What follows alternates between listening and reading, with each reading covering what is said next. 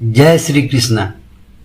मैं राजकिशोर कुमार आप सबका स्वागत करता हूं इस पवित्र यात्रा में, जहां हम समझेंगे भगवत गीता के अमूल्य ज्ञान को, जो न केवल एक ग्रंथ है बल्कि जीवन जीने की कला भी सिखाती है। ओम श्री परमात्मने नमः। श्रीमद् भगवत गीता अथ प्रथमो अध्याय। धृतराष्ट्र उवाच धर्मक्षेत्रे कुरुक्षेत्रे संवेता युयुत्सवः मामका पांडवाश्चैव किं कुर्वत संजय। धृतराष्ट्र बोले, हे संजय, धर्म भूमि कुरुक्षेत्र में एकत्रित युद्ध की इच्छा वाले मेरे और पांडु के पुत्रों ने क्या किया। संजय उवाच दृष्ट्वा तु पांडवानीकं व्यूढं दुर्योधनस्तदा आचार्यमुपसंगम्य राजा वचनं ब्रवीत। संजय बोले, उस समय राजा दुर्योधन ने व्यूह रचना युक्त पांडवों की सेना को देखकर और द्रोणाचार्य के पास जाकर यह वचन कहा, पश्येतां पांडुपुत्राणा मार्चय महतिं चमुं व्यूढां द्रुपद पुत्रेण तो शीशेन धीमता। हे आचार्य, आपके बुद्धिमान शिष्य द्रुपद पुत्र धृष्टद्युम्न द्वारा व्यूहकार खड़ी की गई पांडु पुत्रों की इस बड़ी भारी सेना को देखिए। अत्र सुरा महेश्वासा भीमार्जुन समायुधि युयुधानु विराटस्य द्रुपदस्य महारथ धृष्टकेतुस्केतन काशीराजस्य वीर्यवान् पुरोचित कुन्ती भोजस्य शैवस्य नरपुंगव युधामन्युस्य विक्रांत उत्तमाजस्य वीर्यवान् सौभद्रो द्रौपद्यास्य सर्वैव महारथाः। इस सेना में बड़े बड़े धनुष वाले तथा युद्ध में भीम और अर्जुन के समान सूरवीर सात्विक और विराट तथा महारथी राजा द्रुपद, धृष्टकेतु और चेकिस्तान तथा बलवान काशीराज पुरजित, कुंती भोज और मनुष्यों में श्रेष्ठ सैव्य पराक्रमी युधामन्यु तथा बलवान उत्तमौजा सुभद्रा पुत्र अभिमन्यु एवं द्रौपदी के पांचों पुत्र, ये सभी महारथी हैं।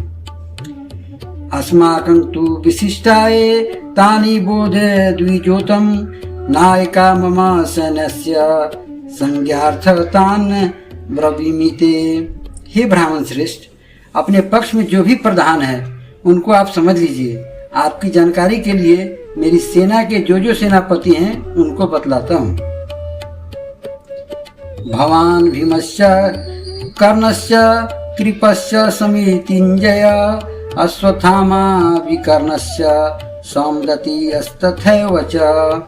आप द्रोणाचार्य और पितामह भीष्म तथा कर्ण और संग्राम विजयी कृपाचार्य तथा वैसे ही अश्वत्थामा विकर्ण और सोमदत्त का पुत्र भूरिश्रवा है। अन्ये च बहवः सुरा मदर्थे त्यक्ति जीविता नाना शस्त्र प्रहरणा सर्वे युद्ध विशारदा। और वो भी मेरे लिए जीवन की आशा त्याग देने वाले बहुत से सूरवीर अनेक प्रकार के शास्त्रों से सुसज्जित और सब के सब युद्ध में चतुर हैं। अपर्यान्तं तदस्माकं बलं भीष्माभिरक्षितं पर्याप्तं त्विदमेस्तेषां बलं भीमाभिरक्षितं। भीष्म पितामह द्वारा रक्षित हमारी वह सेना सब प्रकार से अजेय है और भीम द्वारा रक्षित इन लोगों की यह सेना जीत में सुगम है। आयनेषु च सर्वेषु यथा भागमवस्थिता भीष्ममेवाभिरक्षन्तु भवन्तः सर्व एव हि। इसलिए सब मोर्चों पर अपनी अपनी जगह स्थित रहते हुए आप लोग सभी निसंदेह भीष्म पितामह की ही सब ओर से रक्षा करें।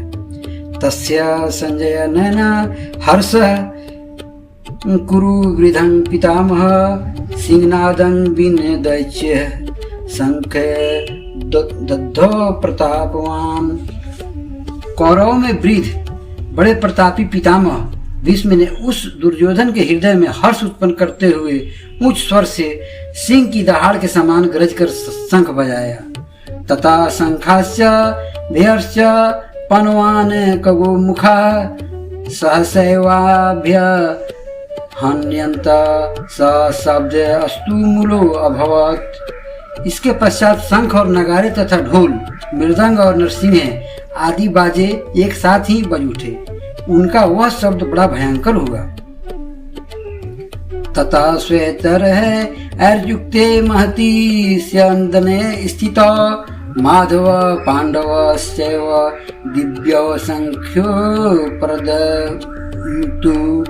इसके अनंतर सफेद घोड़ों से युक्त उत्तम रथ में बैठे हुए श्री कृष्ण महाराज और अर्जुन ने भी अलौकिक शंख बजाए। पांचजन्यं हृषिकेशो देवदत्तं धनंजय पौंड्रं दद्मो महाशंखं भीं कर्मा विक्रोधरा। श्री कृष्ण महाराज ने पांचजन्य नामक, अर्जुन ने देवदत्त नामक और भयानक कर्म वाले भीमसेन ने पौंड्र नामक महाशंख बजाया। अनंत विजयं राजा कुंती पुत्रो युधिष्ठिरा नकुलः सहदेवस्य सुघोषमणि पुष्पको। कुंती पुत्र राजा युधिष्ठिर ने अनंत विजय नामक और नकुल तथा सहदेव ने सुघोष और मणि पुष्प नामक शंख बजाए। काश्यश्च परमे श्वास शिखंडी च महारथ धृष्टद्युम्नो विराटश्च सात्विकश्च पराजित द्रुपदो द्रौपद्याश्च सर्वश पृथ्वीपते सौभद्रश्च महाबाहु सखनांदद्युम्नो पृथक पृथक। श्रेष्ठ धनुष वाले काशीराज और महारथी शिखंडी एवं धृष्टद्युम्न तथा राजा विराट और अजय सात्विक राजा द्रुपद एवं द्रौपदी के पांचों पुत्र और बड़ी भुजा वाले सुभद्रा पुत्र अभिमन्यु, इन सभी ने हे राजन सब ओर से अलग अलग शंख बजाए। सघोषो धार्तराष्ट्राणां हृदयानि व्यदारयत नभश्च पृथ्वीं चैव तुमुलो व्यनुनादयन्। और उस भयानक शब्द ने आकाश और पृथ्वी को भी गुजाते हुए धार्तराष्ट्रों के अर्थात आपके पक्ष वाले के हृदय विदीर्ण कर दिए। अथ व्यवस्थिता निदृष्ट्वा धार्तराष्ट्रान् कपिध्वजा प्रवृत्ते शस्त्र संपाते धनुरुद्यम्य पांडव हृषिकेशं तदा वाक्यमिदमहं महीपते। अर्जुन कहते हैं, सैन्योरुभयो मर्धे रथं स्थापय में अच्युत। हे राजन, इसके बाद कपिध्वज अर्जुन ने मोर्चा बांधकर डटे हुए धृतराष्ट्र संबंधियों को देखकर उस शस्त्र चलने की तैयारी के समय धनुष उठाकर ऋषिकेश श्री कृष्ण महाराज से यह वचन कहा, हे अच्युत, मेरे रथ को दोनों सेनाओं के बीच में खड़ा कीजिए। यावदेतानि ऋक्षे अहं योधु कामान वस्थितान कैमर्या स योधव्यमस्मिन् रसमुद्र में। और जब तक कि मैं युद्ध क्षेत्र में डटे हुए युद्ध की अभिलाषी इन विपक्षी योद्धाओं को भली प्रकार देख लूं कि इस युद्ध रूप व्यापार में मुझे किन किन के साथ युद्ध करना योग्य है, तब तक उसे खड़ा रखिए। यो तस्य मानान वेक्षेऽहं यते यत्र समागता धार्तराष्ट्रस्य दुर्बुद्धे युद्धे प्रियचिकित्सिष्व। दुर्बुद्धि दुर्योधन का युद्ध में हित चाहने वाला जो ये राजा लोग इस सेना में आए हैं, इन युद्ध करने वालों को मैं देखूंगा। संजय उवाच एवं मुक्तो हृषिकेश गुडाकेशेन भारत सेनयोरुभयो मर्धे स्थापित्वा रथोत्तम। भीष्म में द्रोण प्रमुखतः सर्वेषा च महीक्षिताम् उवाच पार्थ पश्येतान् सम वेताग्ने कुरुनीति। संजय बोले, हे धृतराष्ट्र, अर्जुन द्वारा इस प्रकार कहे हुए महाराज श्री कृष्णचंद्र ने दोनों सेनाओं के बीच में भीष्म और द्रोणाचार्य के सामने तथा संपूर्ण राजाओं के सामने उत्तम रथ को खड़ा करके इस प्रकार कहा कि पार्थ, युद्ध के लिए जुटे हुए इन कौरवों को देख। तत्रा पश्यति अस्थितान पार्थ पृथ्वीनाथ पितामहान आचार्य नामातुलान भ्रातॄन् पुत्रान् पौत्रान् सखीन् अस्थता स्वसुरान् सुहृदयाश्चैव सेनयोरुभयोरपि। इसके बाद पृथा पुत्र अर्जुन ने उन दोनों ही सेनाओं में स्थित ताऊ चाचों को, दादा परदादों को, गुरुओं को, मामाओं को, भाइयों को, पुत्रों को, पौत्रों को तथा मित्रों को, ससुरों को और सुहृदों को भी देखा। और 27वें का पूर्वार्ध। तानस्य मिच्छेयस कौन्तेय सर्वान् बन्धूनवस्थितान् कृपया पर्याविष्टो विसीदनीदं ब्रावीत। उन उपस्थित संपूर्ण बंधुओं को देखकर वे कुंती पुत्र अर्जुन अत्यंत करुणा से युक्त होकर शोक करते हुए यह वचन बोले। अर्जुन वाच, दृष्टमेवं स्वजनं कृष्णयुयुत्सुं समुपस्थितं सीदन्ति मम गात्राणि मुखं च परिस्युतयस्ति वेपथुश्च शरीरे में रोमहर्षश्च जायते। अर्जुन बोले, हे कृष्ण, युद्ध क्षेत्र में डटे हुए युद्ध के अभिलाषी इस स्वजन समुदाय को देखकर मेरे अंग शिथिल हुए जा रहे हैं और मुख सूखा जा रहा है तथा मेरे शरीर में कंप और रोमांच हो रहा है। गांडीवं अस्त्रसते हस्तात्व कैव परिदेहते न च संकोम्य वस्थातुं भ्रमति वचन में मना। हाथ से गांडीव धनुष गिर रहा है और त्वचा भी बहुत जल रही है तथा मेरा मन भ्रमित सा हो रहा है, इसलिए मैं खड़ा रहने को भी समर्थ नहीं हूँ। निमितानि च पश्यामि विपरीतानि केशव न च श्रेयो अनुपश्यामि हत्वा स्वजन माहवे। हे केशव, मैं लक्षणों को भी विपरीत ही देख रहा हूँ तथा युद्ध में स्वजन समुदाय को मारकर कल्याण भी नहीं देखता। न कांक्षे विजयं कृष्ण न च राज्यं सुखानि च किंग नो राजेन गोविंद किंग भागिर्जीवेतेन वा। हे कृष्ण, मैं न तो विजय चाहता हूँ और न राज्य तथा सुखों को ही। हे गोविंद, हमें ऐसे राज से क्या प्रयोजन है अथवा ऐसे भोगों से और जीवन से भी क्या लाभ है।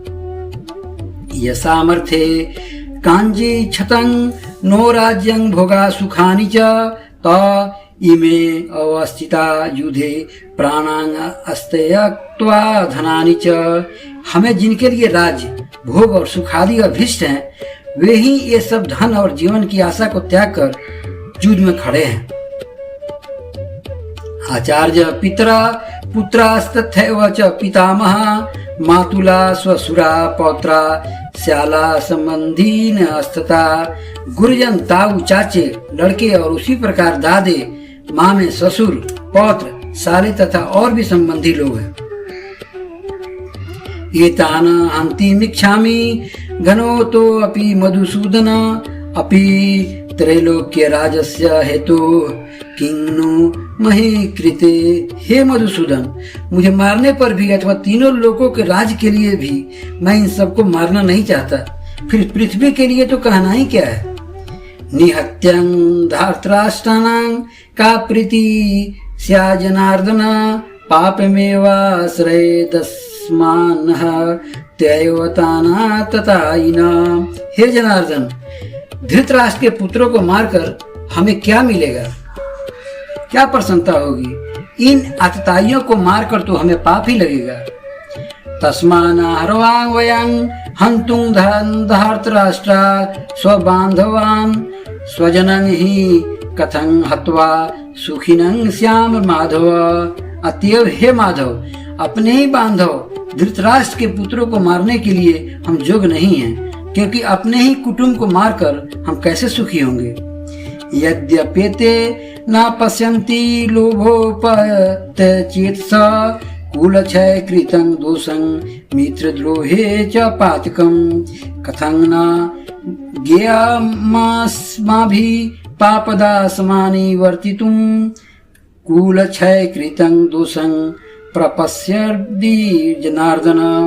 यद्यपि लोभ से भ्रष्टित हुए ये लोग कुल के नाश से उत्पन्न दोष को और मित्रों से विरोध करने में पाप को नहीं देखते, तो भी हे जनार्दन, कुल के नाश से उत्पन्न दोष को जानने वाले हम लोगों को इस पाप से हटने के लिए क्यों नहीं विचार करना चाहिए। कुल क्षय प्रणश्यन्ति कुल धर्मा सनातन धर्म नष्टे कुलं कृतस्न मर्दमो अभिभवत् युद्ध। कुल के नाश से सनातन कुल धर्म नष्ट हो जाते हैं। धर्म के नाश हो जाने पर संपूर्ण कुल में पाप भी बहुत फैल जाता है। अधर्मा विभवात् कृष्णा प्रदुष्यन्ति कुल स्त्रीषु दुष्टासु वार्षण्य जायते वर्ण संकरा। हे कृष्ण, पाप के अधिक बढ़ जाने से कुल की स्त्रियां अत्यंत दूषित हो जाती है, और हे वार्षणेय, स्त्रियों के दूषित हो जाने पर वर्ण संकर उत्पन्न होता है। संकरो नरकाय व कुलाग्नां कुलस्य च पतन्ति पितरो ऐसां लुप्त पिंड दोक क्रिया। वर्ण संकर कुल घातियों को और कुल को नरक में ले जाने के लिए ही होता है। लुप्त हुई पिंड और जल की क्रिया वाले अर्थात श्राद्ध और तर्पण से वंचित इनके पितर लोग भी अधोगति को प्राप्त होते हैं। दोषे रहते कुलाग्नां वर्ण संकर कारके उत्साद्यन्ते जाति धर्मा कुल धर्माश्च शाश्वता है। इन वर्ण संकर कारक दोषों से कुलाघातियों के सनातन कुल धर्म और जाति धर्म नष्ट हो जाते हैं। उत्सन्न कुल धर्मानां मनुष्यानां जनार्दन नरके अनियतं वासो भवतीत्यनुशुश्रुम। हे जनार्दन, जिनका कुल धर्म नष्ट हो गया है, ऐसे मनुष्यों को अनिश्चितकालीन काल तक नरक में वास होता है, ऐसे हम सुनते आए हैं। अहो बत महत पापं कुर्तुव्यसिता वयं यद्राज्य सुख लोभेन हंतु स्वजन मुद्यता। हाँ, शोक हम लोग बुद्धिमान होकर भी महान पाप करने को तैयार हैं, जो राज्य और सुख के लिए लोभ से स्वजनों को मारने के लिए उद्यत हो गए हैं। यदि माम प्रतीकार म शस्त्र पांडय धृतराष्ट्रं रणे हन्युवस्तम में क्षेमतरं भवेत्। यदि मुझ शस्त्र रहित एवं सामना न करने वालों को शस्त्र हाथ में लिए हुए धृतराष्ट्र के पुत्र रण में मार डालें, तो वह मारना भी मेरे लिए अधिक कल्याणकारक होगा। संजय उवाच एवं मुक्त्वार्जुना शंखे रथोपत्सत उपाविशत विसृजयं सहस्रं चापं शोक संविघ्न मानस।